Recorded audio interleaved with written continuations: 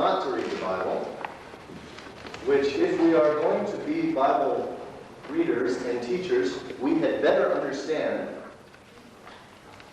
But there are also some pretty good reasons to do Bible study. And obviously we're going to have a good sense of that as well. In other words, we are in a battle for the Bible in lots of different respects. We are in a battle to read the Bible in a culture that by and large does not read the Bible. That's part of the battle for the Bible, isn't it? Just a struggle for a certain degree of biblical exposure, biblical literacy, encouragement, nurture, and Bible reading. In a culture which tends to erode that for lots of these reasons. A couple of reasons that were not given here, although I think they're alluded to here, is that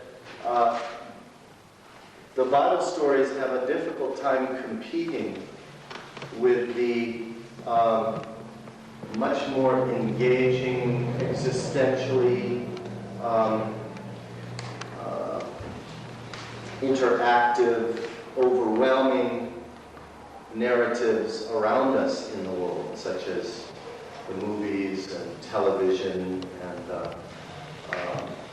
all the different forms of media which are really more highly seductive than Bible study is as a rule.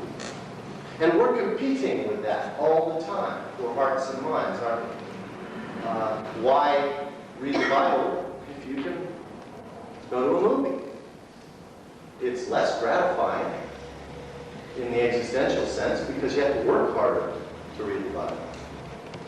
Turns out that a lot of the fictions of modern culture are extremely spectator-based.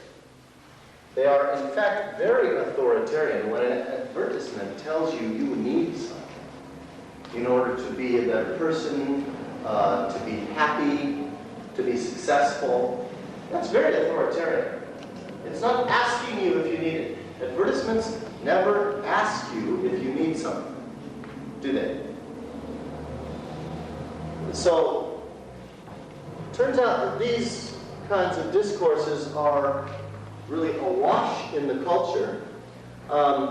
They're not irrelevant because they're already deeply internalized by all of us. All of us are influenced by commercial kinds of discourses, aren't they? Anybody who's not influenced by advertisements or billboards or retail signage? No. Probably the most influential discourse in the culture. That says something about the values of the culture. It's a reflection of the values of the culture. A lot of exclusionary language here, but also the genius of commercial discourse is that it usually can adapt to be inclusionary. Where I come from in Los Angeles, very, very multicultural city, and I understand Melbourne is fairly multicultural as well. In Los Angeles, the retailers are always out for some kind of market share, and so if that means advertising in Spanish or Korean, then that's what is done. And there is a Spanish Yellow Pages. Yellow Pages is the business kind of phone book. So, advertisers are quicker to learn about inclusionary language usually than religious folk. They're smarter than us because they break things down into consumable bites. They don't bother with too many pieties. They try not to be boring. Anyway, we are always competing in a battle for the Bible against all the other narratives and myths and discourses of the culture. That's the first battle for the Bible, always. Okay? Does that ring true to you? The first battle for the Bible is the battle with all the other narrative traditions that claim or that struggle for our allegiance. And by and large, that's a battle we're not just losing, we've lost in this culture and in the United States. In a poll that one of the major pollsters did a few years ago in the United States in terms of who do you trust and kind of what discourse do you trust. Church discourse, clergy discourse, Bible discourse came in, I think, around 15th, something like that. This is in a culture now where 70% or more of the people in the United States claim that they're Christians and go to church. But as far as what they trust, right, it ranks fairly low. So we've pretty much lost that battle, or are losing it. The other battle for the Bible is with the battle with all the people reading the Bible. Right? That's the other part of the battle. It's a battle, it's a struggle over interpretation, over how to interpret the Bible. And the two ways in which I think we become demoralized is we become so demoralized by this list that we figure this is hopeless. We can't convince anyone to read the Bible. There are just too many other interesting things. So we attempt to do church and minimize Bible study. The other problem is that we become demoralized about the struggle over interpreting the Bible, and we concede the Bible to perhaps our interpretive opponents or our interpretive competitors. And this is something particularly that liberal churches have done, conceding the Bible to the people they call them, the fundamentalists. And so for at least two compelling reasons, we've got a lot of folks trying to be church without the Bible. Problem is, with that, is that we become a church without a story to tell. And if we don't have any story to tell, then on what basis do we compete for market share? Well, it's maybe how entertaining our liturgy is, how heroic our social justice work is. What are some other reasons we can attract market share in the church if we're not telling a story? Well, we can adopt some other kind of stories that are maybe seem more contemporary, but of course they go in and out of fashion so quickly that we tend to get ourselves into trouble that way. We can become counseling agencies. A lot of churches have tried doing that to keep their market share. Well, what I'd like to suggest this morning as far as this battle for the Bible business goes is that in those two realms of the battle for the Bible, we can only prevail if we are willing to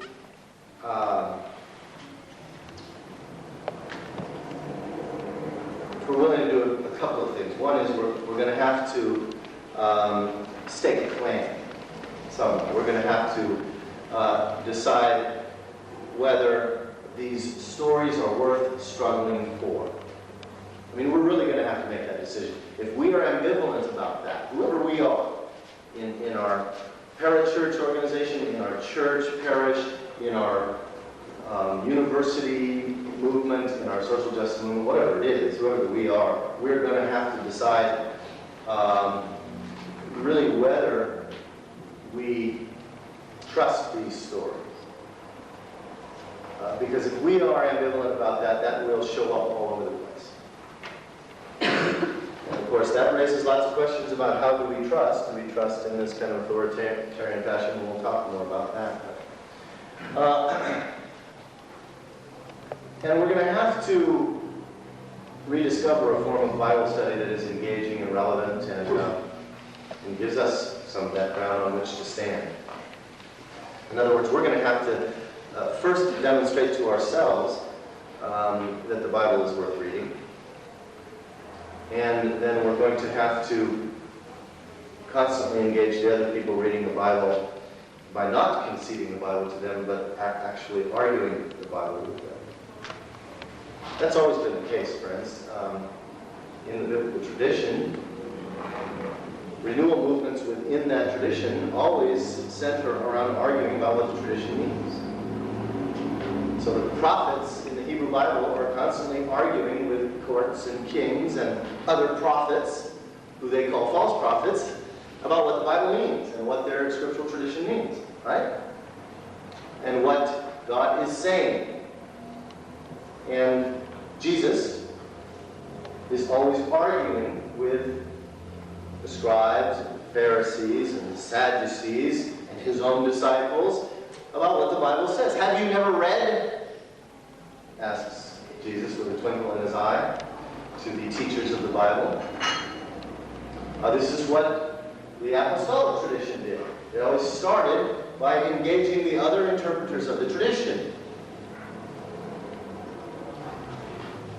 So we're going to have to, at least as a provisional kind of thing, we're going to have to say, we're going to try to take a stand here on this story, and then we're going to have to do it, and in the doing of it, we're going to have to engage in all those battles for the Bible. If we don't think there's a reason to do it, we won't do it, and that will be communicated even through our professionalism, simply by omission. Now, I assume that most of you are here because you want to engage in that battle for the Bible, so I don't want to say a whole lot more talking about Bible study. I like to actually do some Bible study. But I always think it's important to locate ourselves in kind of history and in the culture to understand where we are and what's working against us and what's working for us and that kind of thing. Now, let me make some suggestions that I think can build on some of the strengths and hedge against some of the problems that we've identified. And throw out some hypotheses here, and then we'll kind of work with those provisionally to see if they work. One is that, let's start with a provisional assumption, trying to be very non-authoritarian here. Come from California, you know. Everybody's got to feel comfortable with it. Let's start with a provisional assumption that the Bible is a people's book. That is, it belongs to regular folk. It was produced by regular folk, about regular folk, on behalf of regular folk. Those are three distinct propositions there. That is, it is really, truly one of the only texts that we have from antiquity that has regular people as the primary subjects. This is not, by and large, a book about elite people. There are kings in here, but mostly the kings in here are severely criticized. These are not court documents that praise the powerful. They're about fishermen and bleeding women and regular folk. And even if they are produced by literate people, these are literate people who, in most cases, took stands alongside regular people, and so wrote on their behalf. So let's start with the provisional assumption that the Bible belongs to the people. Now that may seem like a rather obvious statement, but if you look around at how the Bible is handled, it mostly is perceived as belonging to a clerical class and a professional scholastic class. This is as true in evangelical and fundamental churches as it is in liberal churches. That there is a special expert class, whether that's the street preacher who has kind of ordained him or herself, or whether it's the PhD in biblical studies who has the guild mark of approval. In either case, these are folks who are going to tell us what it means, and who are going to use that authority to accrue social power to themselves. The Bible has, by and large, been captured by this elite class, partly because it is not an obvious text. But then again, even obvious texts are produced by elite classes for elite interests. Let's go back to the deodorant commercial. It's not a complicated text to decipher, however mythical it may be. but it's produced by an elite class for an elite class. Would you agree with that? I mean, after all, who's making money off of deodorant? Not you and me. So, we need to find a way to re-enfranchise the people, to find modes of empowerment so that people can recapture their story. Now, this is a very old kind of strategy in the church. There's some very direct correlation to church renewal and revolutionary Christianity and that kind of thing with the recovery of the story by the people. Something about the Protestant Reformation, if I remember correctly. But even before that, every renewal movement has been characterized by a direct reappropriation of this story. Every single renewal in the history of the church. Right up until today, with the base communities in the Third World, which are really doing nothing more but nothing less than sitting around and reading the Bible. And out of that, participating in all kinds of amazing social struggle in Africa and Asia and Latin America and the Pacific Islands. So, provisional assumption number one, Bible belongs to the people. The people need to somehow take it back. Provisional assumption number two. In order to do that, we will have to work with what the people know rather with what they don't know, what we don't know. That is, we will have to become convinced again that the Bible is in fact apocryphal.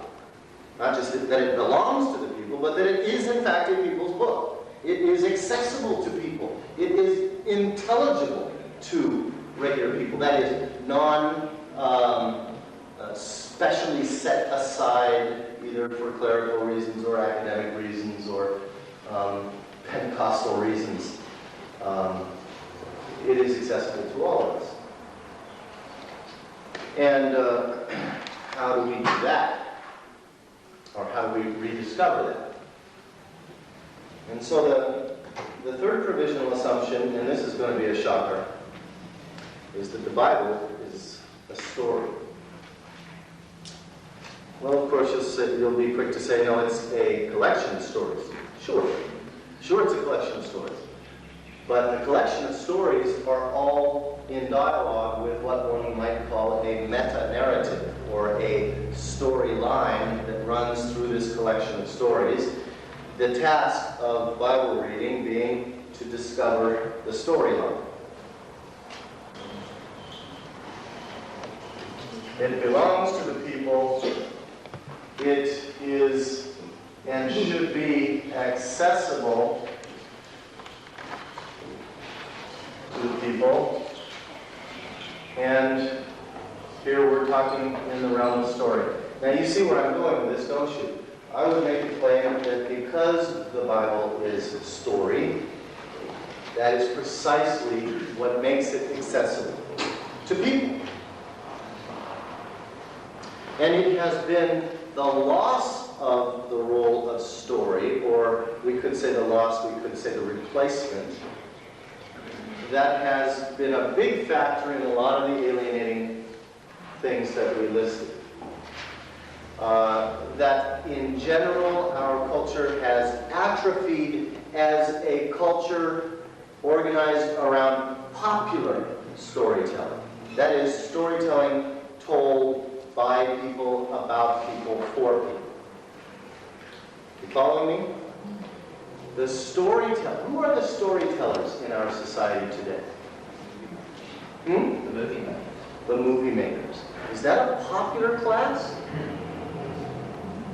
A popular class, the movie makers? They promote themselves creatively. They what? They promote themselves creatively. Promoting oneself doesn't make one popular in the sense of a widespread class. I mean, movie makers are an elite class, but they know how to make popular narrative, that is, narrative that is widely consumed. But of course, they've got to convince people to that these stories are worth seeing. So there's a huge marketing apparatus that goes along with the movies. Movies are very different than telling your child a story at bedtime. How many of you still do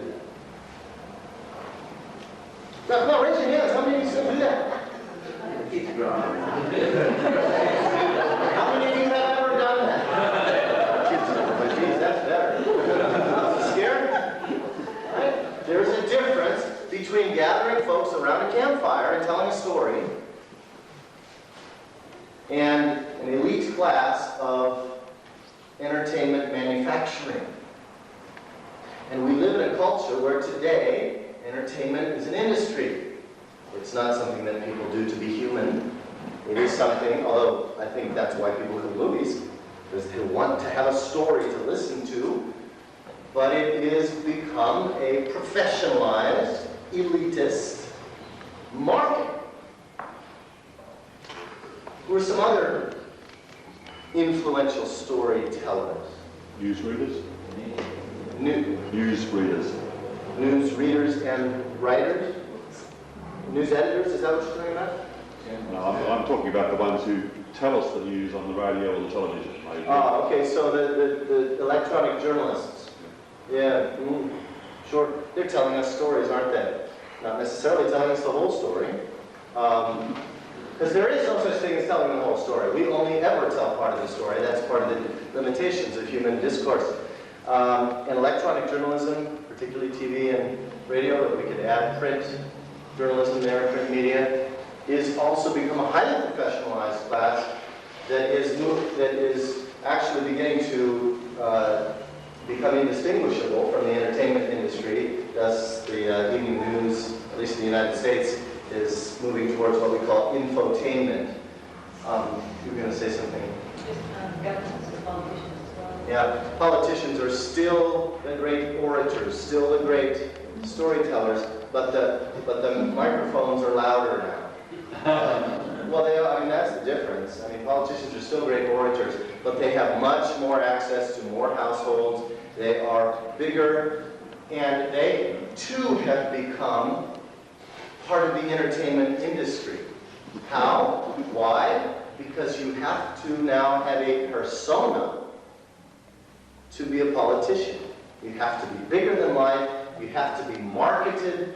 You have to be shown how to be mediagenic, media-friendly, to be a politician. I mean, at least in the United States, maybe that's not so much true here, but it's probably moving in that direction. You wanted to say something? I think we're storytellers. I think, Who's we? well, as we encounter other people, as we encounter members of our family groupings, we are the prime storytellers. I think the oral tradition is still very powerful. All right, clearly, regular folks still tell stories. No question about it. We all do it every single day.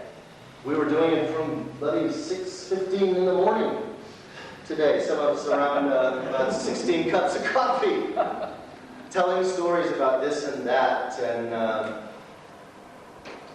sure, we still do it all the time. But the problem is that the space of what we might call popular oral culture has become increasingly restricted to private space. Our homes, in a restaurant, it's domestic space. The public space is largely dominated by the storytelling industries of the media. And as a general rule, would you agree with that? Anybody want to sharply disagree? I mean, I think that's where we are. And that's, again, important to say. Because when we do Bible story, when we approach the Bible as a set of stories, we are going to have to be drawing off a tradition that still exists, is still used, but is in itself in a struggle over how to tell story, right? So we're not just battling for the Bible. We're battling over how human beings tell stories, on what terms they tell stories, who owns the stories, how the stories operate, in whose interest, and so on. Yes. I think there's one point of disagreement, and maybe, I don't know, a gender issue. I think that storytelling is still very much alive in some smaller communal groups, which sometimes tend to be more women because they've been encouraged to talk more about. Now, I could be wrong there, but my own experience is... No, I don't think you're wrong at all. I'm agreeing with you. I think popular storytelling and oral tradition do exist, but I think the space is shrinking in which it does exist. It's shrinking under the onslaught of very powerful storytelling, which I would characterize as coming from the top down. This is top-down storytelling. The storytelling you're talking about is kind of bottom-up storytelling. Carol? I think for my teenage daughters, their storytellers today are the popular band. Yeah, music, we really need to say, music is very, very important. Popular culture really... Sport. Yeah, sport is certainly a kind of a narrative tradition, isn't it? Certainly the agonist drama of the good guys, Collingwood, and the bad guys, Hawthorne. One of the few areas where we get a lot of stories that are intensely personal and small scale is in the area of war reporting. Which reporting? War reporting, yeah. You look at anywhere in the world today, stories are extracted from that which almost invariably fail to address the real issues of that particular war. Yeah. But give a sense that almost the war is inevitable. It's part of the whole human. Yeah, that's what you would call then the editorial angle is what we might call the narrative strategy of the dominant media. All stories articulate a point of view, what we could call a narrative strategy. And all these forms of top-down storytelling are not just entertaining, they're articulating a narrative strategy which is correlated to certain real social, economic, and political interests. All we're doing here, folks, is a little bit of cultural anthropology on our own culture. We are trying to understand that we do not, in fact, live in a rational culture where there is truth and fiction. That's the myth of rational, scientific, technocratic society. We live in a world where stories battle with stories for hearts and minds. Human culture has always been that way. It will always be that way. Therefore, we, whoever we are, need to decide which stories, on what terms, for whose interests. I basically agree with you about shrinking space, but I think there are qualifiers, and I'm thinking of the huge women in oral history, I'm thinking of Aboriginal groups using new technology to get their stories across to their own kids and others. Thinking of kids writing stories about their families on computers. You know, there's things where the new stuff and the old stuff come together, and it's quite exciting. It's not sure. just There's lots of ways in which we can battle to open that space up again for storytelling and from, if you will, from the bottom up. That's what I want to suggest we ought to be about, is struggling to open that space. And I want to suggest that these stories can help us do that. But we first have to appreciate that we've got a narrative tradition. And most of us who have been seminary trained, we're trained that we don't have a narrative tradition, we have a doctrinal tradition. That is this series of abstract propositions that people must assent to with very little narrative value, or insofar as it has narrative value, that is of secondary value. And I want to suggest that that has been one of the ways in which we have domesticated or allowed our tradition to become domesticated in a culture which is trying to replace these stories with other stories. And one of the ways to become involved in the battle for the Bible and the battle for the culture as a whole is to recover our own narrative tradition, because in so doing, we will accomplish, I believe, a number of things. First of all, we will connect our tradition back to our people. We will begin to redistribute power in our churches from the clerical scholarly class back to the people who will be enfranchised in the process of reading stories because they can read stories. It's precisely because people still know how to read stories, still know how to tell stories, and still know how to interpret stories that we can do Bible study in church. And in so doing that, we will also be helping folks not only reconnect to a story tradition, but also to become more literate in all the forms of storytelling that swirl around us and compete for our hearts and minds. One of the big problems today is because of this top-down entertainment culture ethos, is that we have all become spectators who are not critically interacting with the story and storylines that we're getting. What we do at best is become cynical or disillusioned. For example, with politicians' narratives. Oh, can't trust the politicians. Well, that's fine. But what are you going to replace those political stories with? People are extremely credulous when it comes to journalism by and large. Most people still believe they're getting the straight story and most of the story from the free press. People are incredibly credulous, believing of commercial storytelling, even though we fancy that we're not. That is, that it shapes our hearts and minds in ways that are entirely unconscious to us. So if we bring some of these storytelling skills to consciousness and exercise them in the alternative space of the church and community, if we thereby also help rebuild community, we will be using tools that will carry over to the other cultural traditions around us. So recovering story in the church is going to help us connect to the people and empower the people in a critical interaction with the culture as a whole. At least as a provisional proposition, we can see if this actually works in the doing of it.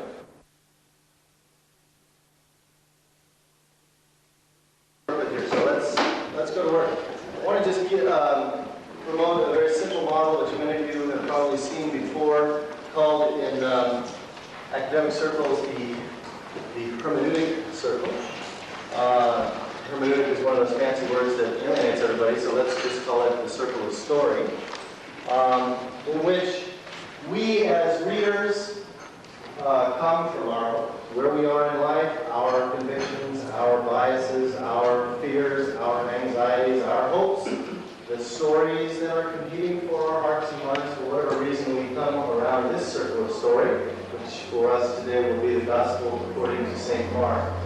And we read the circle of story, and in the circle of story, we are going to encounter a world in which certain interests are competing with other interests, and in the story, certain interests will prevail.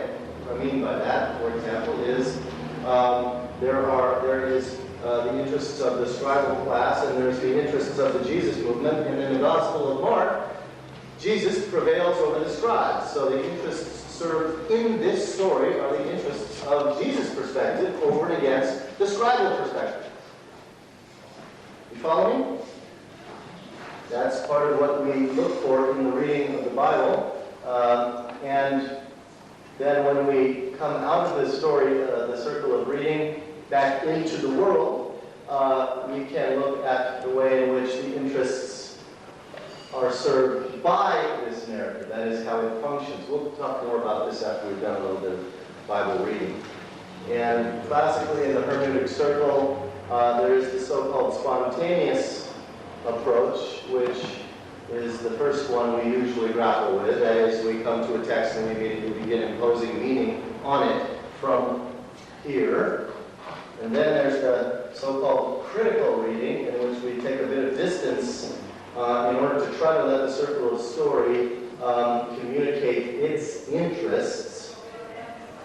And then, if we keep going, we get to the point of what I like to call the story reading us. That is, we become not just spectators, but spectactors. That is, people who see and then are interested enough, taken enough by this story, transformed enough by the story, that we want to re-narrate it in some meaningful sense in our lives, and so we come out of the circle of the story differently than how we went in.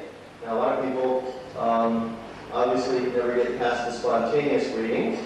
Most scholars and elite classes get stuck in the critical reading, where there's so much distance between the reader and the text that the text can never really speak about the world. And what we want to try to do is go through a process so that the story can read us. Anyway, that's just a simple model. We can come back to that. What I want to do is read the story. So everybody's got a Bible.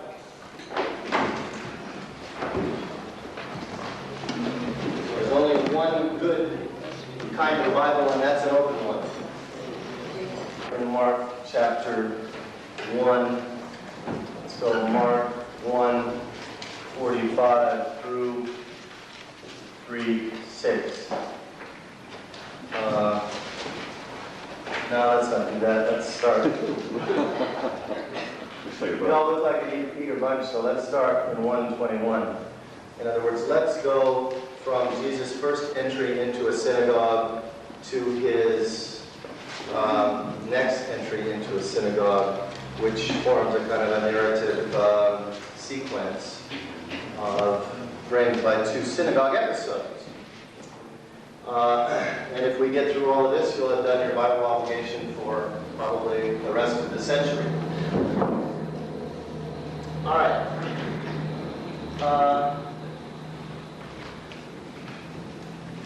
Let us read this bit of text. It's really not all that much. Jesus and his disciples came to the town of Capernaum, and on the next Sabbath Jesus went to the synagogue and began to teach. The people who heard him were amazed at the way he taught, for he wasn't like the teachers of the law. Instead, he taught with authority. Just then a man with an evil spirit in him came into the synagogue and screamed, "What do you want to do with me, Jesus of Nazareth? Are you here to destroy us? I know who you are. You are God's holy messenger." Jesus ordered the spirit, "Be quiet and come out of the man." The evil spirit shook the man hard, gave a loud scream and came out of him. The people were all so amazed that they started saying to one another, "What is this? Is it some kind of new teaching? This man has authority to give orders to the evil spirits, and they obey him." And so the news about Jesus spread quickly everywhere in the province of Galilee. Jesus and his disciples, including James and John, left the synagogue and went straight to the home of Simon and Andrew. Simon's mother-in-law was sick in bed with a fever, and as soon as Jesus arrived, he was told about her. He went to her, took her by the hand, and helped her up. The fever left her, and she began to wait on them. After the sun had set and evening had come, people brought to Jesus all the sick and those who had demons. All the people of the town gathered in front of the house. Jesus healed many who were sick with all kinds of diseases and drove out many demons. He would not let the demons stay with him because they knew who he was. Very early the next morning, long before daylight, Jesus got up and left the house. He went out of the town to a lonely place where he prayed. But Simon and his companions went out searching for him. And when they found him, they said, "Everyone is looking for you." But Jesus answered, "We must go on to the other villages around here. I have to preach in them also, because that is why I came." So he travelled all over Galilee, preaching in the synagogues and driving out demons. Karen, before you begin, realizing we are videoing this, can you turn the video to each reader? Is that possible? Yep. Yeah, let's try to do that. So we'll give you a minute to turn over to Carol, and then we'll have each reader on camera. We've got a ways to go through this text, and that'll help our video audience. Beaming live over 40 countries, I hope you know. Okay. A man suffering from a dreaded skin disease came to Jesus, knelt down, and begged him for help. "If you want to," he said, "you can make me clean." Jesus was filled with pity and reached out and touched him. "I do want to," he answered. "Be clean." At once the disease left the man, and he was clean. Then Jesus spoke sternly to him and sent him away at once, after saying to him, "Listen, don't tell anyone about this, but go straight to the priest and let him examine you. Then in order to prove to everyone that you are cured, offer the sacrifice that Moses ordered." But the man went away and began to spread the news everywhere. Indeed, he talked so much that Jesus could not go into a town publicly. Instead, he stayed out in lonely places, and people came to him from everywhere. Again entered Capernaum. The people heard that he had come home. So many gathered that there was no room left, not even outside the door, and he preached the word to them. Some men came, bringing to him a paralytic carried by 4 of them. Since they could not get him to Jesus because of the crowd, they made an opening in the roof above Jesus, and after digging through it, lowered the mat, and the paralysed man was lying.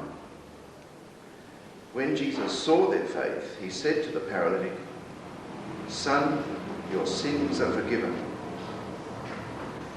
Now some teachers of the law were sitting there thinking to themselves, "Why does this fellow talk like that?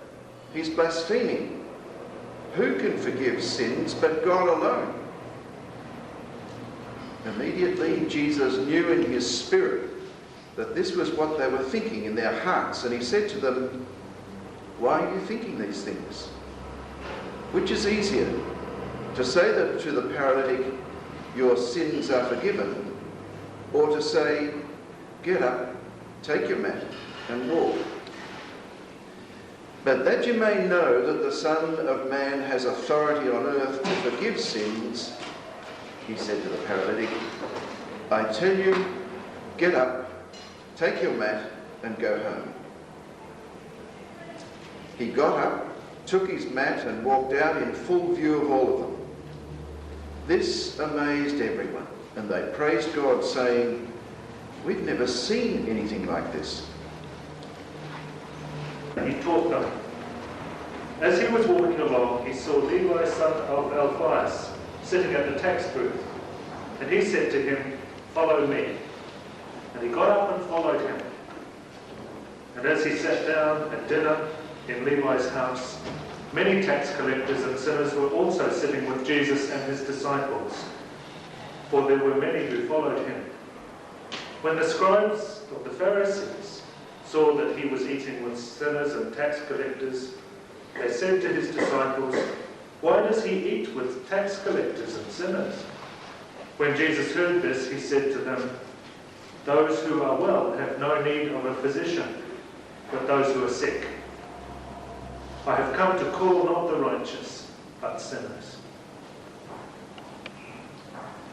Once, when John's disciples and the Pharisees were keeping a fast, some people came and asked him, "Why is it that John's disciples and the disciples of the Pharisees are fasting, but yours are not?"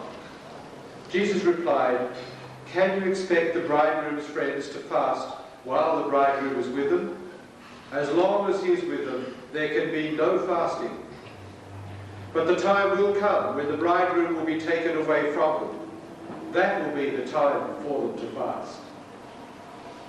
No one sews a patch of unshrunk cloth onto an old garment. If he does, the patch tears away from it, the new from the old, and leaves a bigger hole. No one puts new wine into old wineskins. If he does, the wine will burst the skins, and then wine and skins are both lost. New wine goes into fresh skins. Jesus was walking through some cornfields on the Sabbath. As his disciples walked along with him, they began to pick the ears of corn. So the Pharisees said to Jesus, "Look, it's against our law for your disciples to do that on the Sabbath." Jesus answered, "Have you never read what David did that time when he needed something to eat? He and his men were hungry, so he went into the house of God and ate the bread offered to God. This happened when Abiathar was the high priest. According to our law, only the priest may eat this bread.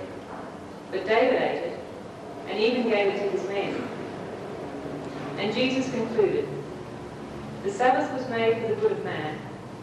Man was not made for the Sabbath. So the Son of Man is Lord even of the Sabbath." Then Jesus went back to the synagogue, where there was a man who had a paralyzed hand. Some people were there who wanted to accuse Jesus of doing wrong. So they watched him closely to see whether he would heal the man on the Sabbath.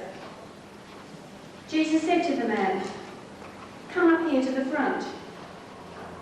Then he asked the people, "What does our law allow us to do on the Sabbath? To help or to harm? To save a man's life or to destroy it?"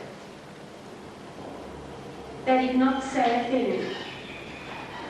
Jesus was angry as he looked around at them, but at the same time he felt sorry for them because they were so stubborn and wrong. Then he said to the man, "Stretch out your hand." He stretched it out, and it became well again. So the Pharisees left the synagogue and met at once with some members of Herod's party, and they made plans to kill Jesus.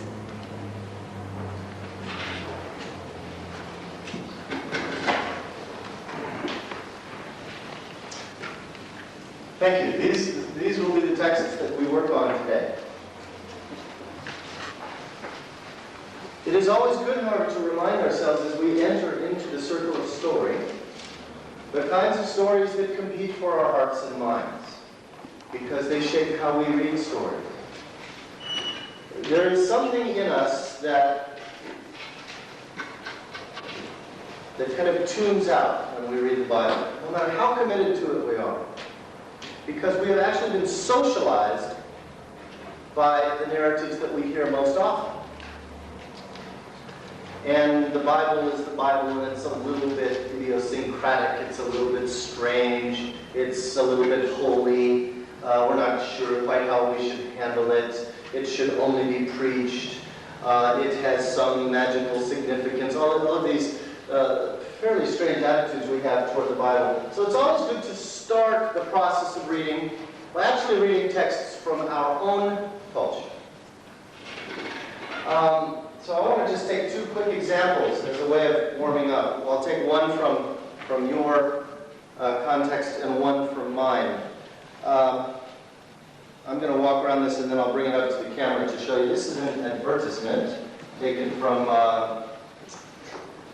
one of your popular magazines. It is an advertisement, I can't say it that way, I'm trying to though, for advertisement for Komatsu, which is a heavy machinery company, large multinational. And the picture shows a suit lifting up the curtain of the world and looking at your community. Nicely pictured as a kind of a English style garden kind of community, of course, with a nice Komatsu crane located conveniently in the middle of it, helping you to dig your sewers or remodel your house or doing whatever it is that you need to do to improve your community. And the text says, think locally, act globally. Right? Ever seen anything like this before? Why don't you hold that up for the camera so I can get a good shot at that? Just hold it right in front of the video. Can you get that? Yeah.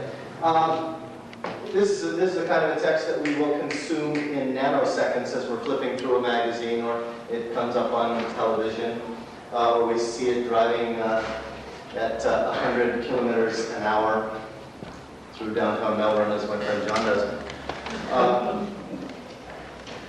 It's a powerful text. It's a narrative text. It's a symbolic text. What do you make of it?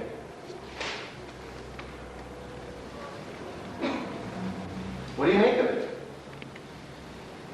Well, it turns around we're familiar with the opposite of that.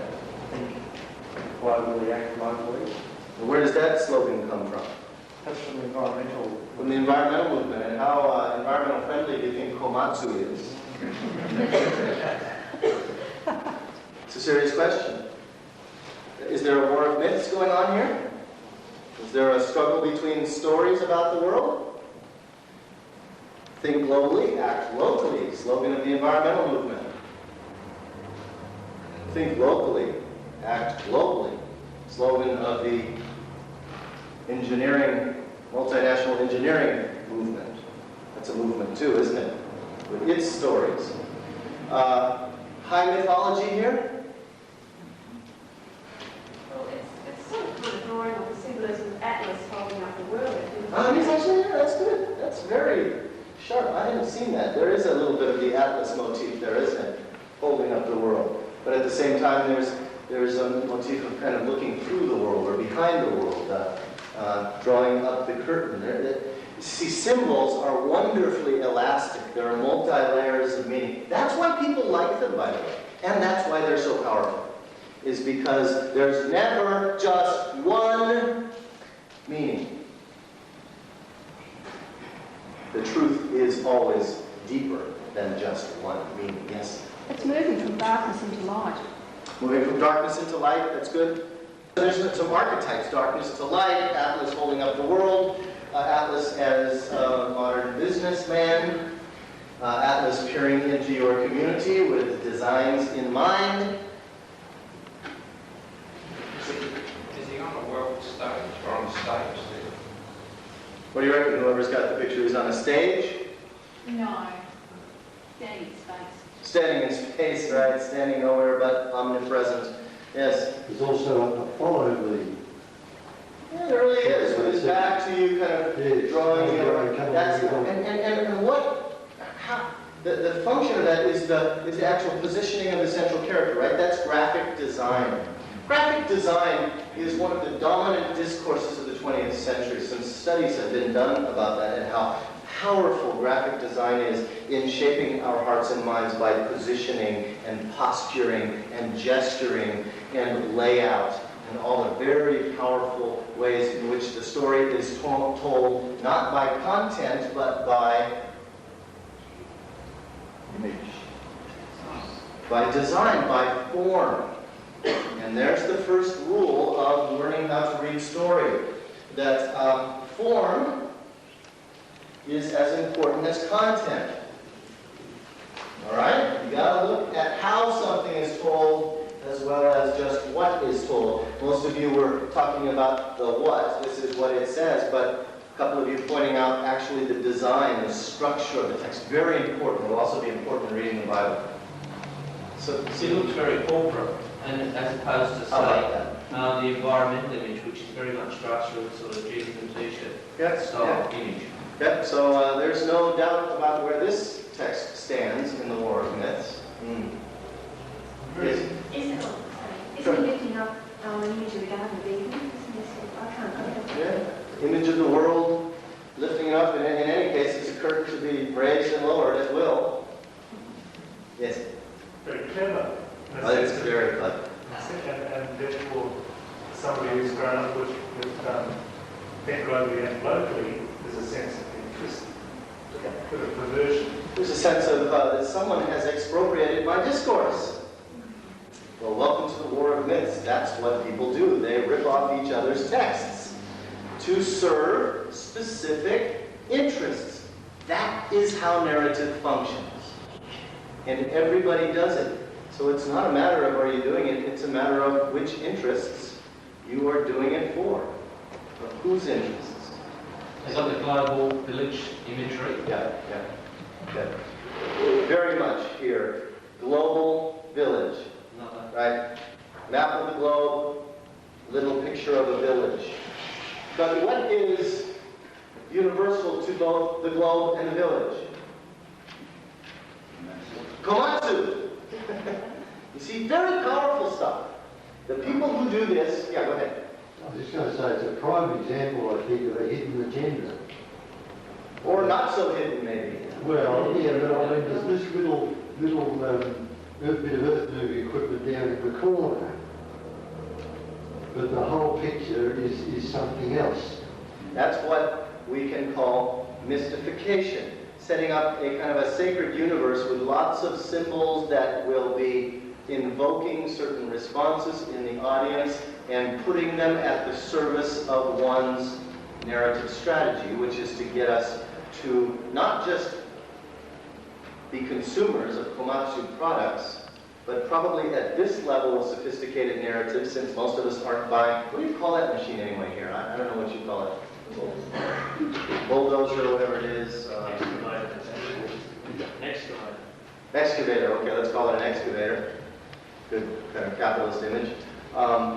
Since most of us aren't in the market of buying excavators, komatsu is competing for our allegiance or our sense of acceptance of komatsu. Komatsu is really concerned with your village and is acting globally to make your village a better place, which is why that excavator is kind of toddling down Main Street of the village. It's a very English village. Yeah.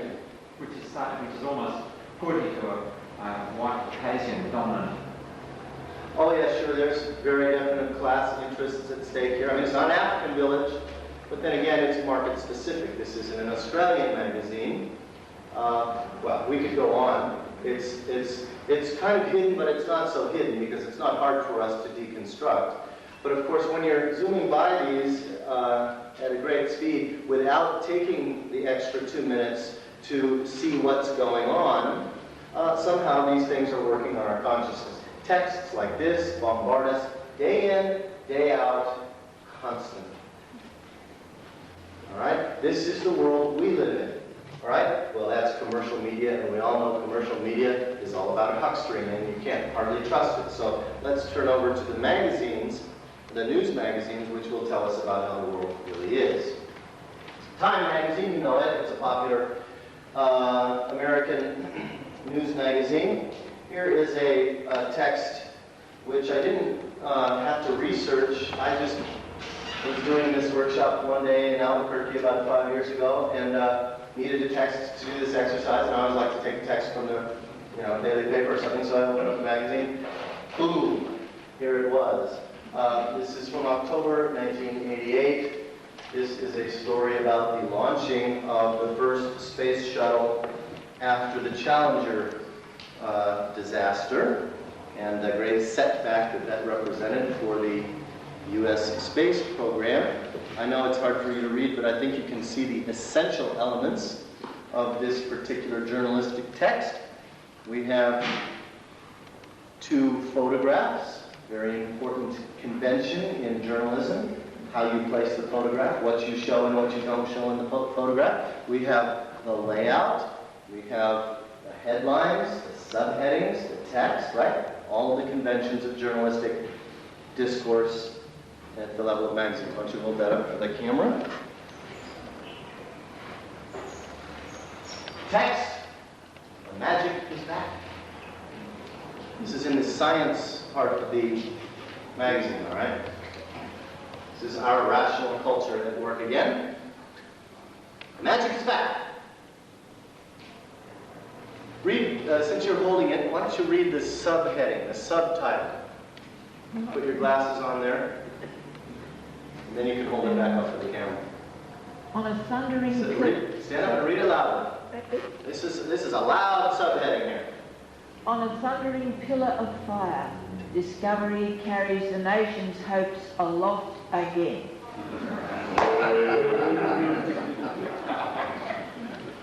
Funny, I thought we were in the science page, but I guess we're on the religion page. Well, probably we don't have to spend a whole lot of time on this except to recognize that this is how stories are told. This is how events are interpreted. There is no such thing as direct access to history or to experience. There is only the struggle over how to interpret what happens. And in this particular interpretive text, we have what particularly going on with the pictures here, the way that these pictures are juxtaposed. Worship, awe, adoration. Yeah. It's really powerful stuff, this. Also the individual in both of them. There's not people, there's just one person. Sure. This strengthens the dominant discourse of individuality. It gives a sense in a mass culture that I has meaning. That is the genius of capitalist culture, is it keeps telling you that you matter, primarily as a consumer, that you have a choice, that your business counts, that what you think really matters, that how you vote really matters, and this is very strongly reinforced day in, day out in all kinds of discourses, and this is one of them. So this woman who may actually have just been, what really may have been happening in this picture, she may have been going, oh, I just locked my keys in my car. Although it's likely that she is in fact responding to the takeoff of the Challenger. But the juxtapositioning here clearly is one of adoration. No question about it. That would be the most obvious, spontaneous way of reading this text. And here's the pillar of fire, and here is technology as divine, and this is reinforced by, and here's the way that American journalism tries to cover its bases. You've got the pagan discourse, the magic is back, and you've got the religious discourse, the thundering pillar of fire, and then you've got the patriotic discourse, bearing the nation's hopes aloft. It's a little something for everybody. All right, that's the news. Why do this? We do this in part because we're starting with what we know. That's very important. To remind ourselves that we are all very culturally literate. We know how to decode very complicated and very sophisticated texts. Would you agree that these are complicated and sophisticated? Imagine, of course they don't seem that way to you, you understood them like that, but imagine 2,000 years from now trying to decode these texts. Maybe without knowing anything about the history of the Challenger disaster, or not knowing anything about the slogan, think globally, act locally, or what komatsu is. It'd be very tough, wouldn't it? So you are all cultural insiders, you are culturally literate, you have an extremely sophisticated sense of narrative. That's important to start with because people are very literate. We have an innate narrative competence, is the way certain scholars refer to it. Narrative competence. We know how to tell stories. We know how to decode symbols when they are drawn from the stock of our culture. You with me so far? It's always a good warm-up exercise because it's starting with a place that we're familiar with. And it reminds us that when we come up against texts that have a certain amount of narrative sophistication, that in which structure really does determine content, in which symbols are elastic and have many possible references, that's okay.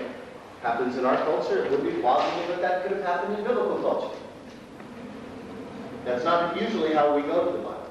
We go to the Bible thinking something very simplistic or very abstract, if anything. So, what we're going to do here is we're going to take these 8 stories these 8 episodes. And we're going to break up into small groups, and I'm going to give each small group an assignment and it'll work for about 15 minutes. First of all, determine the 3 basic elements of narrative, right? You all know what they are.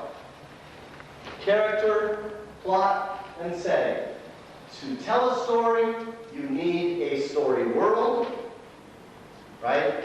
The global curtain and the local village, the thundering pillar of fire and the adoring worshiper. You need a story world, you need a setting, you need a plot, something to happen, and you need characters, somebody to do something. Right? Very basic, anybody can do this. This is not rocket science, no pun intended.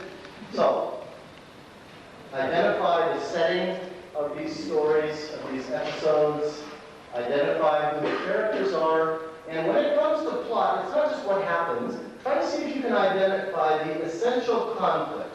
Who is struggling with who? Oftentimes there will be more than one conflict. What's the basic tension? See if you can identify it. All right, so each group, in each episode, will try to identify the setting or settings, the essential conflict or conflicts in the plot and the subplot, and who are the basic characters. And you might want to do, in identifying the characters, you might want to talk a little bit about who in the story seems to have the power and who is struggling for the power. And who has high status, who has low status, and in the plot, does that change? Is this clear? Pretty straightforward, isn't it? And finally, after doing steps 1, 2, and 3, I want you to be sure and see if you find any structure to the way the story is told. I want you to see if there are any reference to any other stories. Right in the Komatsu text, wherever it's gone, there's an allusion to a slogan from the environmental movement. That's called, in academic circles, intertextuality. What it means is one story referring to another story. In the New Testament, in the Gospels, there's one particular story or set of stories that are constantly being alluded to. What do you reckon? Hebrew Bible, that's right. Constantly drawing, alluding, little side winks, and often explicit quotations. See if you can catch it. That's a little hard for our audiences because we are not very biblically literate, and so we don't catch the side winks and the allusions quite as spontaneously as we caught the allusion to an environmental movement slogan. That's why Bible study is work, because it assumes a certain literacy that we really don't possess. This is a cross-cultural exercise. That's why it is Bible study.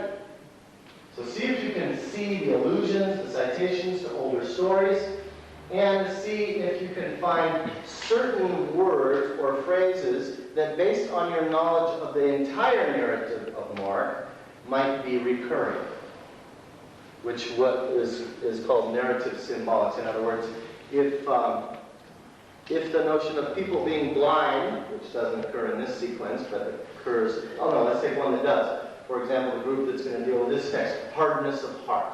Well, there's a good example of something that both alludes to an older story, but also is going to be reappropriated by Mark and used throughout this narrative at very strategic points. See if you can plot out some of the places that it reappears in Mark, if you have enough knowledge of Mark. These are the kinds of things that we can do in small groups to handle the text, to really see how it's working. See if we can get a sense of this narrative sequence as a whole, right? Because all stories are made up of episodes, and each episode tells a story, and then the way that the episodes are strung together further develops the storyline, and then the sum total of the narrative sequence is also telling a broader story. And then, of course, you've got a string of narrative sequences. Now, how do you think, on what basis did I divide up some of these episodes, do you think? Just generally speaking. On what basis does one define an episode? Contextual. Different places, different times. Right, different settings. Something gets resolved. Right, a plot resolution of some kind. And change of character. Those are the three signals. Sometimes it's just one, sometimes it's a combination thereof. Not all of these are really intact episodes. For example, this is actually a couple of episodes. I think this is the only one that I threw together a couple of episodes. The rest of these are pretty much intact. All right, I've numbered the groups here so I can try to keep them straight. Let's just talk about settings and see if we can get a sense of the journey as a whole here. Group number one, that's this group, right? What is the setting of this first episode? Synagogue, the Sabbath, Capernaum. In a sense, Jesus had just come there. Right. It was a teaching setup, it was a congregation. He was an itinerant on someone else's path. Okay. So here is a synagogue. Remember, setting is both space and time. Oftentimes, in many episodes, the time is indeterminate. When we're told, it's usually important. In fact, it's always important. Here's another rule of thumb in narrative. Everything's there for a reason. Every detail is there for a reason. The author is in control of his or her material. Always. Every brush stroke, every piece of that advertisement, it's all there for a reason. And so there are no throwaway details in this story. All right, so from... And did you notice kind of a neat closure in this particular episode in terms of the setting? What was that? Right? The news spread. Where does the episode open? How does it open? Literally entering into the synagogue, and the episode closes when?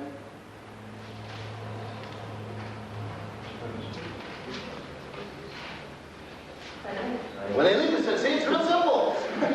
See, what we're trying to do is pay attention to simple details. They enter the synagogue, and they exit the synagogue. You know, think a little bit like a director or a producer. How would you stage this? How would you enact this? Mark will often be giving stage directions, which are in fact directions on how to read the narrative, right? So they enter the synagogue, they exit the synagogue. Group number two, right? Okay. You had a little bit more complex of a task. What did you find in terms of just the setting? The setting is that they come from the synagogue to Peter's family home. All right, so into a family home, good. They stay there the night. Jesus leaves in the morning to a deserted place.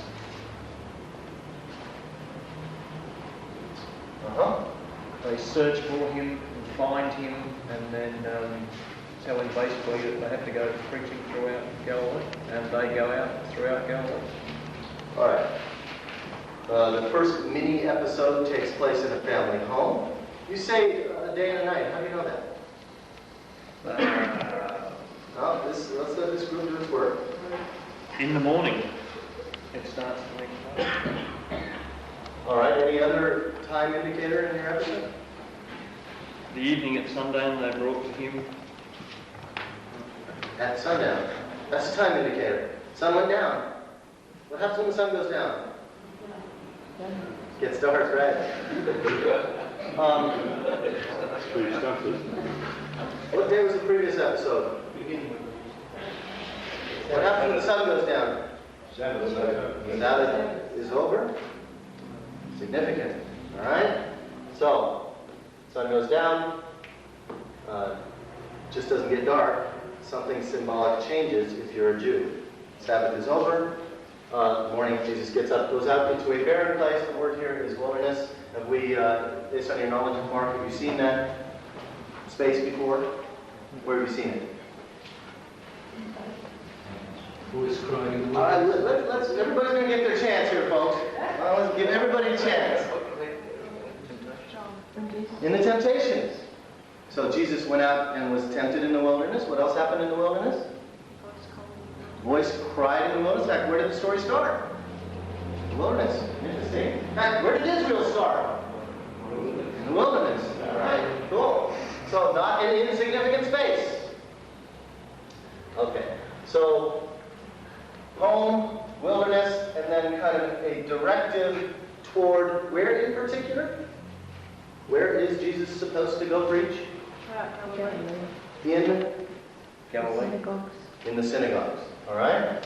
So that's kind of a generalized statement, isn't it? Specific episode, general statement. This is the story of an exorcism in a synagogue. And this statement tells us, was this a unique practice?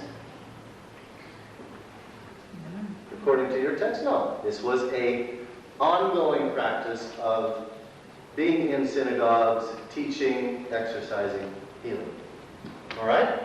So we've gone from the synagogue to the home, from the home to the wilderness.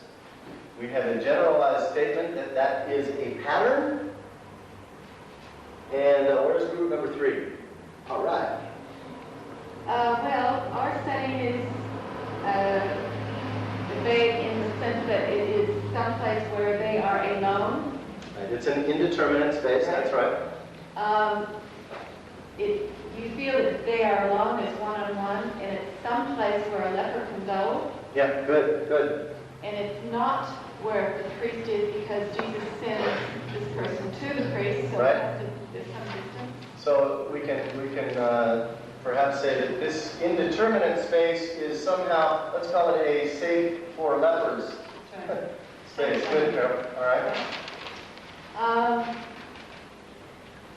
Then, when the leper is healed, he goes everywhere. Where is he dispatched? He is dispatched to the synagogue. All right, or probably given the fact that he's going to see a priest, probably to the temple, to the priestly site, which if he's going to offer sacrifices is probably the temple, or at least implied. So let's call that an implied temple site. But in fact, where does he go? Everywhere else. Everywhere else. So maybe he's going on this same circuit that Jesus is going on, who knows? And the result of that? Jesus is forced to go to the lonely place again. Driven back out into the wilderness. That is, he specifically cannot go where? To the city. The city. Cannot go to cities, right? So we've got a stricture that Jesus can't go into cities because of something that happened here.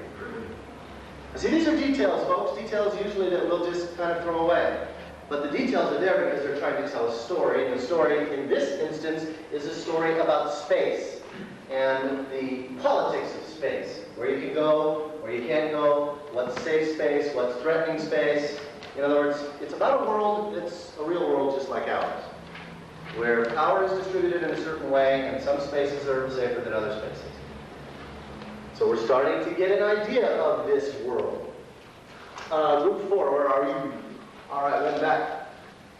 The setting for us is that he is said to have re-entered Capernaum. Yes, good. Capernaum. Yep. And he's in a home. And he's in a home. And in fact, he's stated that he's at home. At home. So possibly, again, a family home of some kind. Well, he was... The people had said that he had come home. He had come home. So this is some kind of familiar home. Let's call it a familiar home. All right. Very good. You notice a pattern developing here? Okay. All right. Next episode, group 5. He went out again, so he's outside. And he's walking along. Where? Beside the sea. Beside the sea, that's important. Have you seen that particular coordinate before in the story, you think? Did you talk about that? All right, we'll have to think about it. In other words, the last time you were at the sea, what happened? Got some followers. Go back to the sea, what happens? Gets another set of followers. Must be something about fishing there, huh? Sea followers, all right? So that's important. Sea appears to be, right, once is unique, 2 begins to form a pattern. Something about fishing for followers, okay? So we're by the sea. That's the first mini episode. It goes inside to the tax collector's house. Back into a home. And there are some outside who make some comments. That's right. Any specific site within that home? At a meal table. At a meal table. Very important. At table. Okay, good. We're going to come back and look at some of the plot stuff, but right now we're just trying to get a sense of Jesus' movements. Group 6. This Becky.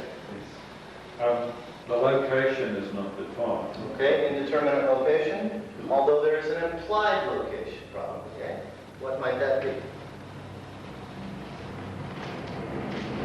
In other words, okay, well here's an example of the way in which perhaps plot can help construct some of the information around this. What is this story about, plot line? About fasting. And what is fasting? What do you do or not do when you fast? Stop eating. You don't eat. And so the implied space here, where do you eat? At home, specifically at table. So the implied space, in a negative sense, is table. Because you're not eating. Alright, so we'll kind of put that in parentheses. In other words, this story is about what happens or does not happen at table, so to speak. No? Okay. All right, group 7. Where's group 7? Group 7. Oh, I'm sure I won't get this memorized, but that's all right. Group 7. Alphonse, Gaston, please. All right. Okay, good surprise. Yeah, I think there was a setting of a series of sort of ritual issues leading up. Where's the setting? The real specific setting of this story. It's in a field. Yep, that's exactly right. It takes place in a field. Yeah, they're wandering through very playfully, sort of plucking ears of corn. Yep. Okay, so that's the setting. They're in a field. And finally, in group 8, they moved from outside into the synagogue. Back into the synagogue. And then the group moved outside. After that episode. No, at the end of that church. They go out to plot. Yeah, good. Okay. All right. So there's again an entry and an exit from the synagogue, and on the Sabbath.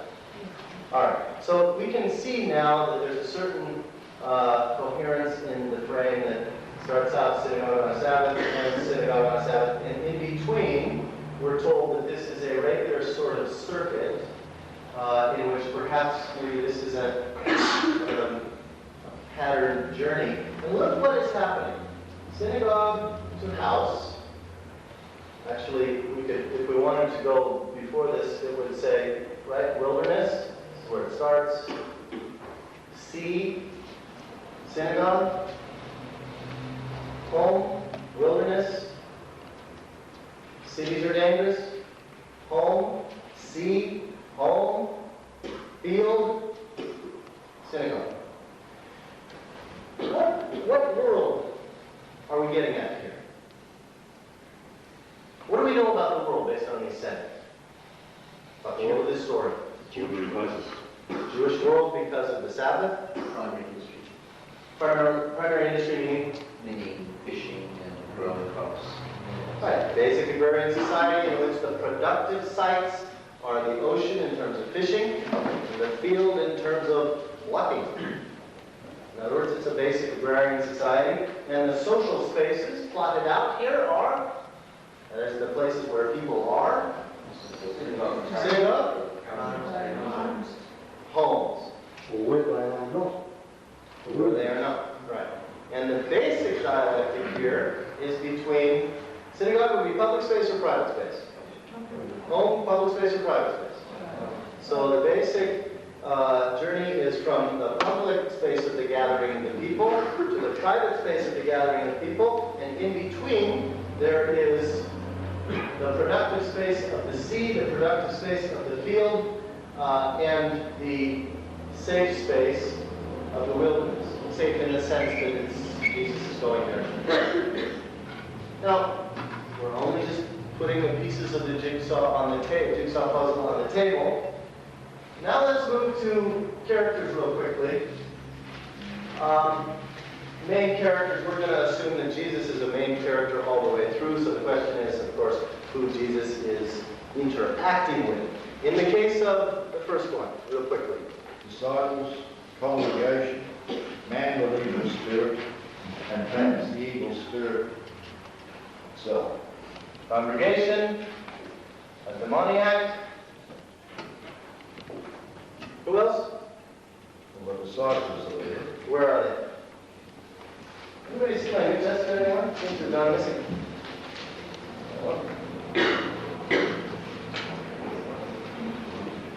No worries. Oh, yeah, it's just because it's got a Greek alternative. There you go. Well, maybe they're not. They came to the burning, but it doesn't say anything about judgments in the Bible. Right. So maybe they're there, maybe they're not. This is really typical in Mark. The disciples are kind of always in the background, but sometimes they're specifically stated, sometimes they're not. All right, so you get the congregation, the them, right? The audience. The demoniac. Any implied characters? Any indirect characters? Right? The demon, demoniac, the demon.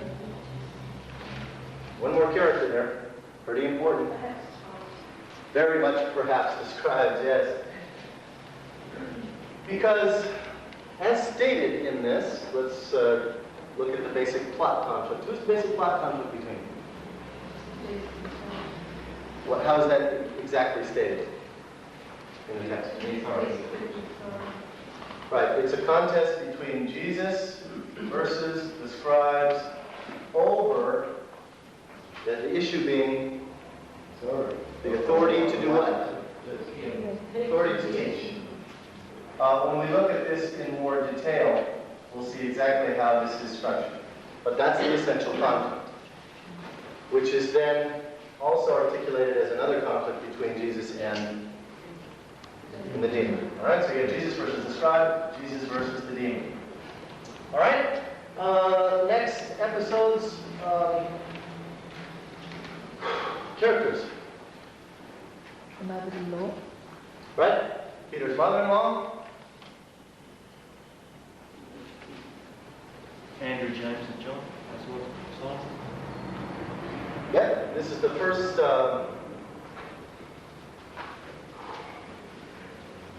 kind of inner circle of this disciples. So here specifically some disciples. There's the whole town.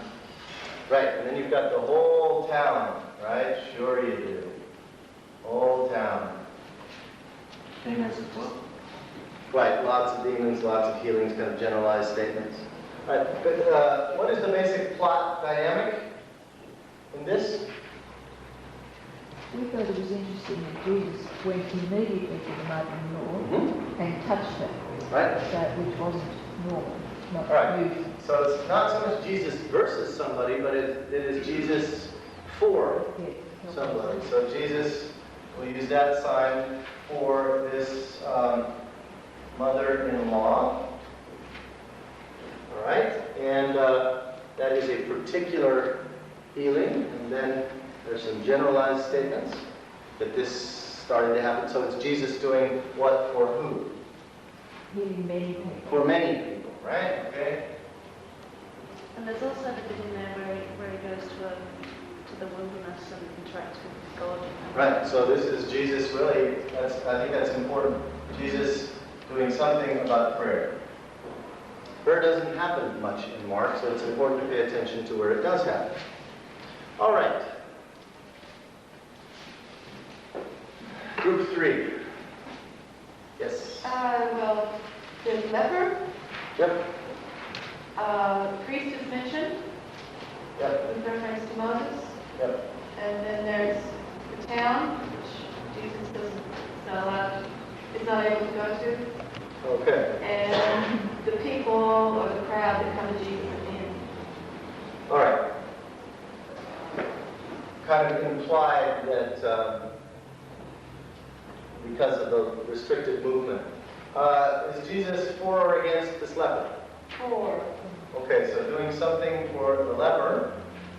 We're going to get into a lot more detail around these stories. We're just trying to get the basic dynamics now. What about the priest? Is the Jesus and the leper for or against the priest? Now, what's that? He's affirming the priest's position in that culture as what his task is in relation to the miracle that was performed. All right, so it would appear, perhaps at first reading, that Jesus and or the leper are affirming the role of the priest. Whether or not that's the case is something we'll have to look at on a closer reading. Group 4. The people are the people of the town. Yeah. The people of the town. So this is actually the first time where the term crowd appears as a particular vocabulary in Mark. It's one that appears. Scribes were there. Scribes are very much there. And of course, who's the main character? And the paralytic with his little group. Paralytic and friends. Paralytic.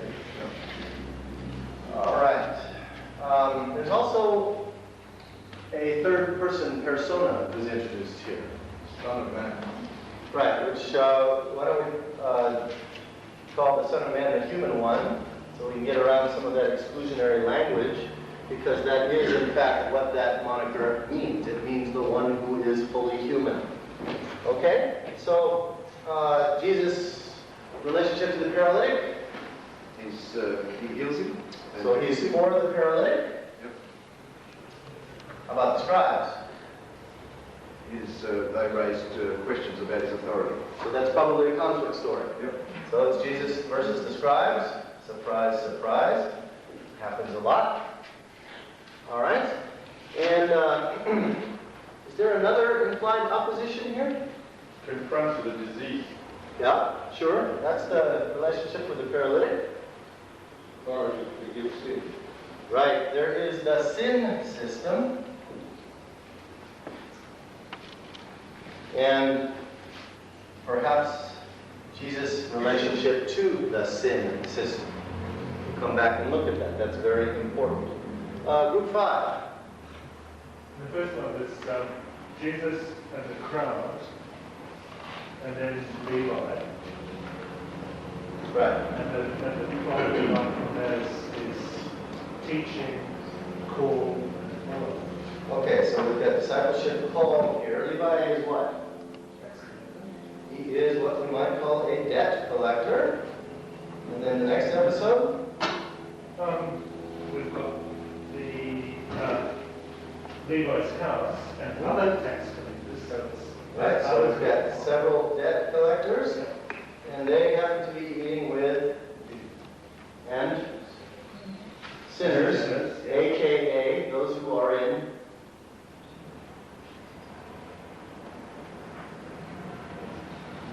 another word for sin. In other words, folks, we got debt collectors and debtors eating together. All right? Very important. Debt collectors and debtors, or sinners. Then you've got the scribes who comment on. Yeah, and then what we actually have are Pharisaic scribes, or scribes of the Pharisees. And so we've got a call. So in other words, Jesus, we could say really in this call, Jesus is for Levi in the sense of calling him discipleship. Jesus is for the sinners in the sense of eating with them. And somebody doesn't like that, so it's Jesus versus the Pharisees. Okay. Good. Group 6. Right. Ordinary people asking a question. Just people, it says. Yeah, right. And we've got the disciples of John and the Pharisees. Right. We've got John's disciples. We've got the Pharisees' disciples. And we have Jesus' disciples, right? We got basically 3 competing groups. All right. What is the essential conflict between who and who, do you think? Jesus refutes the popular assumption that devout people fast.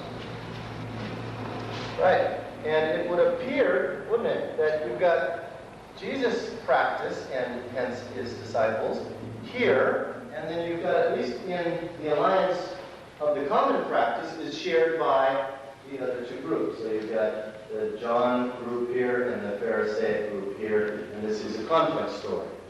So you've got a conflict here. All right, group 7. But Jesus, disciples, Pharisees, David and his men, and the Son of Man, or the human. All right, you've got the disciples, the Pharisees, you've got the David story, and you've got the human one. Conflict story? Jesus for the disciples, for David. Who's the conflict between you? Well, the conflict against the Pharisees. Jesus versus the Pharisees, and against the law in a sense. Who's Jesus' ally? David. David versus the Pharisees. That's some pretty impressive ally there, huh? All right. But the dispute is around the what? The practice of the Sabbath. So really it is Jesus and David vis-a-vis the Sabbath, and in a sense, Jesus is against one kind of Sabbath and for another kind of Sabbath. All right? It's really important to that story. And finally, and we're going to be a little late to lunch, but that's all right. We got through it. Back into the synagogue on the Sabbath. Who do we have?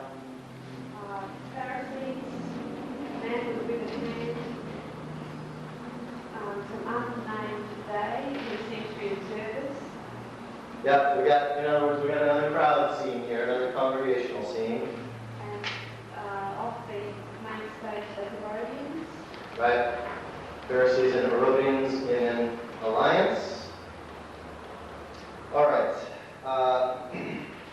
Conflict is between who here, really?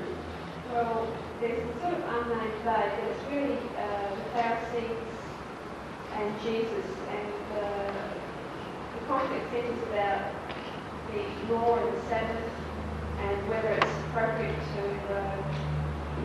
heal it or to harm the Sabbath, or to, we thought it was a life and death thing after destruction. Sure. All right. Good. So, now, we step back from all this. Now, we put these pieces on the puzzle. Good work. And each group will get a chance now to do some more detailed work around each text as we walk through it as a whole. But what we've done here is we've done a good piece of study. Took us a while. We diversified. That's a good thing to do with groups if you have a big enough group, because you have a lot of people working at once. We've read a whole narrative sequence, and look at all the data we have here. We've got a lot of data because we paid attention to some details. And we have found, among other things, that is there a pattern in terms of who Jesus is for and who is against Jesus? What kind of people is Jesus for? The disadvantaged ones. Disadvantaged people? Outcast people? Debtors? No. The people. Folk? We're always crowding around him, right? Kind of a pattern there. What kind of folk are against Jesus? People in authority. Pretty much across the board. You got scribes, you got Pharisees, you got people in positions of power in the synagogue. All you have to do, see, to get politics of the narrative, is pay attention to the narrative.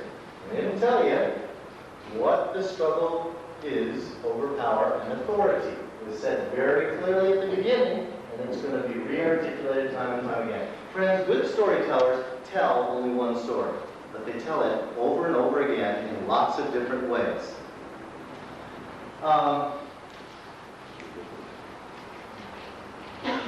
There are some plot dynamics. Let's look at just one of them, just for a second. There is a plot in which, remember that sun going down, group 2, right? Remember the sun going down? What was Jesus doing in the house before the sun went down? Healing. What did he do out on the porch of the house after the sun went down? Inside the house, public or private? Outside the house, public or private? Do you see anything in this narrative sequence in which healing publicly on the Sabbath is an issue? Sure, it is the issue that culminates this narrative sequence. So this little business about the sun going down and whether you heal in public or private is very crucial. It actually opens up a subplot. Subplot is called, will Jesus heal publicly on the Sabbath? And the tactician Jesus refuses to heal publicly on the Sabbath. He heals privately on the Sabbath, waits for the sun to go down, steps outside, and begins healing publicly. Which shows us two things about Jesus. One, he's attuned to the politics. And two, he's not going to let the politics stop him from healing. But he's going to be strategic about it. That's what's called a subplot that you want to look for. Finally, we could redo this plot to see the correlation between certain spaces and certain people and their relative safety. So, for example, is the Sabbath, is the synagogue a safe space for Jesus in the sense that he is, he's at home there, nobody's attacking him there, obviously. Who's in control of the synagogue space? Who appears to be in control? Right, the scribes, the ruling groups, Pharisees, Herodians. Is Jesus on the offensive or the defensive in the synagogue? He's on the offensive and they are on the defensive. Have you come to destroy us? Says the demon. At home, does that seem to be a safe space for Jesus and his disciples? Because every time Jesus is at home, somebody's getting healed, or there's what going on? Table fellowship. See, those are positive coordinates. However, is he occasionally attacked at home? Right. So, who's attacking him specifically in this episode? Scribes. No, for the scribes are. So the scribes are on the offensive, and Jesus and his disciples are on the defensive. See, this tells you something about these social spaces. Social space of the household is very important for discipleship practice. Healing, teaching, and eating. That's where the discipleship community defends its practice from the authorities, as opposed to the public space in the synagogue, which Jesus is constantly attacking, and they're defending their entitlement. You see the pattern there? And then there's all this other space, which is kind of up for grabs. Wilderness tends to be what kind of space for Jesus? Safe space. You see seems to be what kind of space for Jesus? Safe space, because that's the call of the disciples. What we're doing here is we're plotting out a real world. And that's important to acknowledge. These stories aren't just about fantasy. They're about real world in which certain groups hold power, other groups are marginalized, and Jesus is taking sides in that world. He's standing with marginalized people, he's contesting public space with the people who control public space, and he's reconstructing an alternative practice in an alternative space, which is the household. In other words, this is all about the social, economic, political practice of a discipleship community in real geography. But we haven't had to study complex sociological formulas to get that. And we haven't had to do heavy political hermeneutics to get that. All we've done is plotted out character and setting and looked at where the essential conflicts are. Which means that anybody in church can do this if we pay enough attention to the storyline.